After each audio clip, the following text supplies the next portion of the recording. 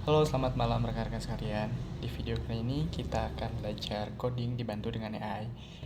Yang kalau rekan-rekan kita di kalangan programmer biasa menyebut dengan vibes coding. Nah, ada banyak sekali materi yang akan kita bahas dari mulai fundamental sampai di tahap akhir kita bisa menganalisa coding dan bisa memahami infrastruktur bagaimana suatu sistem, suatu aplikasi itu bisa bekerja dengan layak dan stabil. Yang pertama, kita akan membahas terkait pembahasannya, yaitu di materi pertama ada alur belajar atau roadmap di 2026 ya.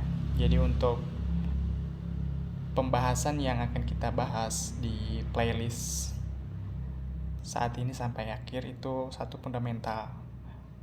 Fundamentalnya itu terdiri dari HTML, CSS, JS, Git, PHP dasar, dan OOP. Terus yang selanjutnya ada backend, pembahasannya yaitu nanti kita akan belajar Laravel, database IRD dengan filamen admin nanti di Agustus September ya. Terus untuk nextnya kita belajar menjadi seorang full stack Vue.js ya, jadi kita akan pakai Vue.js, terus Inertia, Project, Capstone. Terus untuk yang level 4 nya advance nya di React, Next.js, Prompt Engineering lanjutan. Nah, ini ada beberapa pilar pipe coding yang benar ya. Jadi memang ketika kita ingin memahami suatu hal, tentunya kita harus tahu dulu secara fundamental. Karena kita akan belajar coding, jadi kita pahami terlebih dahulu fundamental coding tersebut. Jadi supaya nanti kita tidak hanya sekedar copy paste, tetapi dengan kolaborasi cerdas dengan AI kita bisa lebih cepat memahami dan sehingga hasilnya juga akan akurat. Kunci dari AI itu adalah query ataupun prompt yang sesuai ya, itu jadi itu yang pertama. Terus yang kedua adalah dari si AI-nya itu sendiri, tingkat kecerdasannya dia gitu. Jadi ada dua, satu adalah dari prompt-nya, yang kedua adalah dari kecerdasan si AI tersebut. Ketika kita memahami fundamental coding, jadi kalau yang dibahas di sini kita bahas dulu dari PHP ya. PHP yang sering sekali digunakan oleh kalangan programmer gitu kan, dari dulu sampai sekarang. Terus ada JS, terus ada OOP-nya juga, agar bisa membaca dan mengevaluasi kode dari AI gitu kan. Terus yang kedua adalah konteks dan arsitektur. Seumpamanya kita membangun suatu rumah, jadi kita juga tentunya harus tahu dasar, tahu struktur, tahu arsitektur, tahu desain ya, tahu kerangka dan lain sebagainya, sehingga suatu bangunan itu akan tersusun rapi dan tersusun kokoh gitu ya. Jadi tentunya kita harus memahami kalau di codingan itu ada MVC atau Model View Control. Nah, mungkin masih belum paham ya bagi teman-teman yang baru banget. Saya mengajak dari yang kalangan IT dan non IT juga, saya akan coba gali dan memberikan sharing dengan gaya yang semaksimal mungkin, yang bisa rekan-rekan non IT bisa pahami juga ya gitu. Nah, di sini ada nomor 3, ada prompting yang terstruktur yang tadi saya sebutkan, yaitu prompt yang tepat, yaitu ada rumusnya plan, konteks, constraint, maka akan ada output yang diinginkan. Seperti itu. Jadi sekali lagi ada kuncinya dari prompt. Dari prompt, yang kedua dari AI itu sendiri. Bagaimana menciptakan prompt yang bagus tentunya kita harus punya pemikiran yang bagus dulu. Pemikiran yang bagus itu bersumber dari pemahaman, yaitu dari fundamental, dari pengetahuan kita secara dasar, sehingga nanti kita akan menghasilkan output yang sesuai dengan harapan kita. Yang keempat adalah flowchart dan algoritma, ya. Kita juga sering kalau akhir-akhir ini tuh kayak misal di TikTok, di IG, di Facebook dan sebagainya, kita sering mengatakan algoritma, yaitu kurang lebih alur dari suatu sistem atau aplikasi dari A sampai Z gitu, sampai selesai dari setiap tahapan-tahapannya. Yang kelima adalah analisis kebutuhan, memahami user story dan requirement data sebelum mendesain database atau API. Penting sekali sebelum kita membangun sebuah struktur kode, tentunya kita yang pertama adalah analisis kebutuhan, ya. Kita ingin membuat aplikasi POS, kita ingin membuat aplikasi chat, kita ingin membuat aplikasi marketplace dan lain sebagainya. Tentunya kita harus menganalisis terlebih dahulu. Apa yang dianalisis? Contohnya satu, aplikasi ini itu untuk apa, untuk siapa, berapa jumlah user yang akan masuk dalam sistem kita, gambarannya berapa, sistem arsitektur apa yang cocok untuk kita bangun gitu. Umpama sebuah rumah juga gitu kan, dari modalnya, dari susunan bahan-bahan bakunya, ini tuh akan dijadikan bangunan apa, kebutuhannya untuk apa, sehingga hasilnya juga nanti kokoh dan layak untuk digunakan. Kurang lebih seperti itu rekan-rekan untuk yang 5 pilar coding yang benar ini tuh. Nah, mengapa kita harus tahu ya dan paham fundamental, dan kenapa harus wajib? Itu tadi kita tentunya harus paham dulu dari sisi kebutuhan, dari sisi satu-satunya dulu gitu, bahan bakunya dulu, peran-perannya dulu kayak gitu ya. Tentunya juga nanti kita akan memahami apa itu software developer gitu kan, terus bagaimana cara setup environment yang nanti kita akan gunakan di perangkat kita untuk coding. Oke, di Pipecoder P Software Engineer, fiturnya itu misalkan dari sisi kecepatan ya. Kalau dari sisi Pipecoder sangat cepat di awal, melambat saat sistem kompleks. Why? Kenapa? Karena dengan cepat, yaitu dengan bantuan AI. Kenapa melambat? Karena sistemnya udah rumit ya. Disinilah perlu peran software engineer, dibantu dengan AI juga tentunya gitu kan. Ketika kita sudah paham strukturnya, paham satuan-satuannya gitu ya, dan dari dasarnya tadi yang disebut fundamental, maka kita akan menghasilkan ide-ide yang bagus gitu kan. Dan kalau misalkan habis token gitu ya, karena AI ini AI agent gitu ya, pakai token. Kalau misalkan tokennya habis ya berarti ya kita katakanlah nggak bisa ngoding gitu.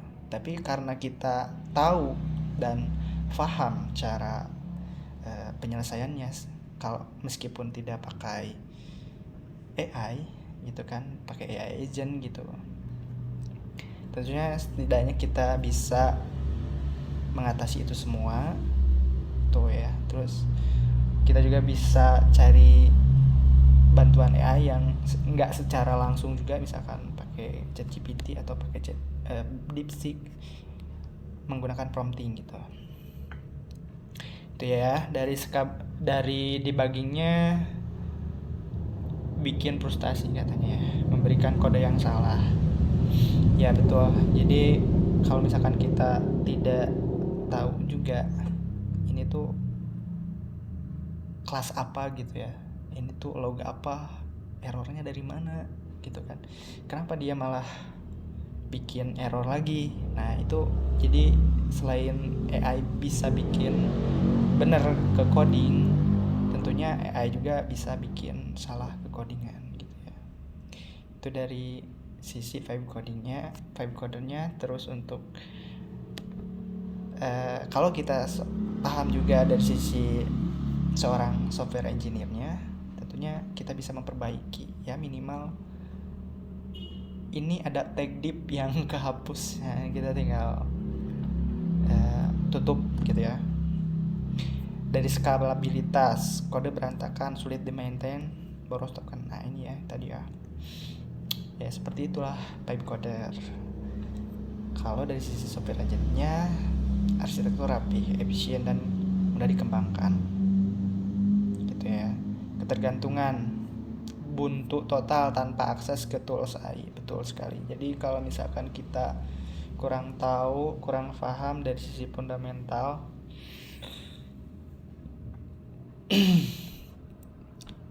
ya begitulah kita akan bergantung terus ke AI. Untuk itulah kita akan sedikit-sedikit mempelajari coding ini tentunya dengan bantuan AI juga. Tapi aku akan share bagaimana cara mengatasi ketika kita token habis misalnya gitu ya, ketika si AI-nya halu terus kayak gitu ya. Nanti kita akan selesaikan itu bareng-bareng. Nah, selain itu mencegah halusinasi AI. Anda tahu kapan AI memberikan solusi yang salah, tidak efisien, atau bahkan berbahaya bagi sistem Anda gitu kan. Nah, terus efisien token, tujuannya itu itulah untuk mengefisiensi token. Dari sisi maintain, aplikasi buat harus bisa diperbaiki dan dikembangkan di masa depan tanpa harus selalu bergantung pada AI. Meskipun menurut aku kalau dari sisi maintain scalable, nah tentunya kalau kita udah tahu juga ya, kalau misalkan kita belum tahu, justru dari sisi software engineer itu kurang bagus juga menurut aku gitu ya.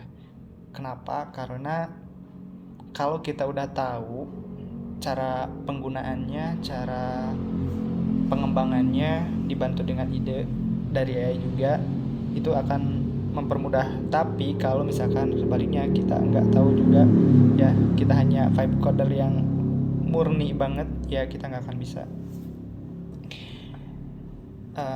Terus nah ini ya, jadi nanti kita akan persiapan environment setupnya dari Visual Studio Code, Git dan terminalnya gitu ya. Terus kalau Laravel ya kita pakai Composer. Kalau udah belajar JS ya pakai Node.js gitu ya. Nanti kita install library ini gitu ya.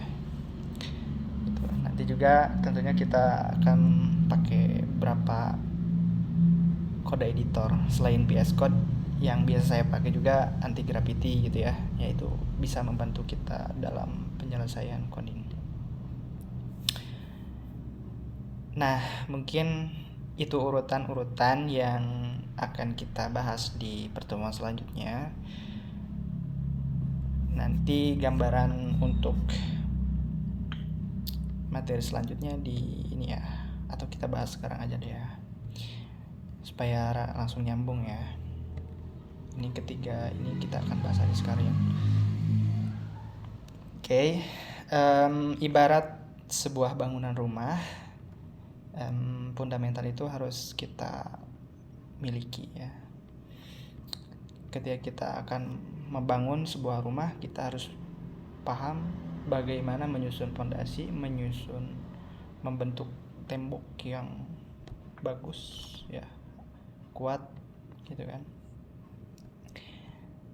Nah ini ya juga nanti ada OOP ya, Object Oriented ya. Dimulai dari HTML. HTML adalah tulang punggung setiap situs web. Tanpa HTML, web tidak memiliki struktur dan makna. Jadi kalau HTML itu bukan termasuk kepada bahasa pemrograman, tetapi dia itu adalah bagian dari struktur utama ya, bahan baku utama dalam sebuah bangunan gitu ya.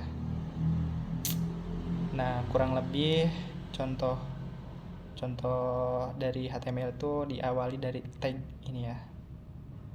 Terus ada ini menandakan dia itu di codingan ini tuh dia bahasa Indonesia atau bahasa Inggris. Kalau misalkan di sini ID berarti ID Indonesia gitu ya. Nanti akan translate, biasanya kan suka ada muncul terjemahan gitu ya. Nah, dari sini gitu. Terus di sini ada meta charset untuk standarisasi dari sebuah kode. Ada title proyek. Nah, misalkan contoh title ini itu biasanya ada di tab di atas gitu ya. Nah, ini diawali head, kepalanya, dan body. Di sini ada header, main, konten utama ada di sini. Nah, CSS cascading style ya. Jadi setelah tadi ada struktur, kita juga akan mengecat tembok tersebut, teman-teman. Setelah mengecat tembok tersebut, jadinya kita nanti gimana caranya, ada jendela, ada ruang tamu, ada mobil, ada motor gitu ya. Mungkin hal-hal lain yang kelihatannya bisa mengilustrasikan gitu ya, lebih hidup. Nanti ada JavaScript nanti setelah CSS. Jadi CSS itu kayak bikin warna, bikin struktur gitu ya, menempel-nempel dari sini gitu ya. Nah, ini contoh memahami box model. Ada konten, padding, border, margin. Nah, ini contoh diawali dari titik elemen. Nah, ini adalah tag elemen. Ini tingginya segini, padding, border. Nanti ini akan menyesuaikan untuk setiap bagian dari struktur HTML itu. Nah, bagian tiganya ada JavaScript atau otak di balik layar. JavaScript mengubah halaman statis menjadi aplikasi interaktif yang mampu merespon tidak berguna. Ya, mungkin kayak misalkan kita mau check out Tokopedia, ada cart ya, atau favorit. Ketika kita klik cartnya, dia akan bertambah langsung ke keranjang gitu ya. Nah, itu adalah menggunakan JavaScript, sehingga dia langsung otomatis pergi kayak gitu. Dari HTML, CSS sampai JS, berarti itu dari struktur, warna, dan layouting ya, dan menghidupkan JavaScript seolah suatu halaman itu sudah bisa dibuka, bisa ada warna yang bagus, desain yang bagus, dan dia bisa interaktif dengan kita. Gabungan dari struktur HTML, CSS, dan JavaScript gitu ya kan. Terus untuk logika dan fungsi. Nah, ini contoh memungsikan bagaimana si suatu card itu bisa pergi ke keranjang gitu. Ketika kita klik tambahkan ke keranjang, dia akan pergi ke keranjang belanjaannya. Nah, ini contoh codingannya ya. Misal kalau ini tuh didefinisikan dulu atau dideklarasikan dulu. Kalau ini pakai JavaScript ya. Nama variabelnya ini ya, name app, terus nilainya pipe coding. Terus let user count didefinisikan juga, nilai dari jumlah ya, itu adalah 100. Terus kita panggil si variabel dari nama itu, sehingga nanti dia akan muncul. Nah, ini konsol super user adalah si ini ya, si cons ini. nama adalah ini. Return ini tuh mengembalikan ya, artinya mengembalikan ini dan menghasilkan ini. Kalau misalkan kita berikan beberapa pilihan tersebut kita panggil dan kita keluarkan dari beberapa pilihan tersebut. Kurang lebih logikanya seperti itu cara kita membaca dari codingan ini. Git kolaborasi. Nah, ketika kita sudah bercoding, kita juga berkolaborasi. Kita tidak hanya ngoding sendiri, tetapi ya kita juga perlu bebarengan gitu ya. Di sini kita pakai Git, ada GitLab. Kurang lebih seperti ini.